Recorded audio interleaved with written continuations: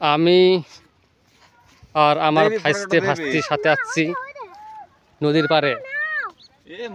আসে কেমন থেকে আসি খাল থেকে। ও তোর কেমন থেকে মাইয়ে? খুব ভালো লাগে। ও খুব সুন্দর পরিবেশ। ওয়াও তামাম ভিউ।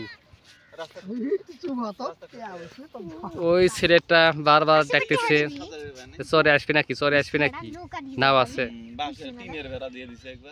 এই ছেলেটা। ওয়াও আজকে একটু থাকবো। হ্যাঁ বুঝছস?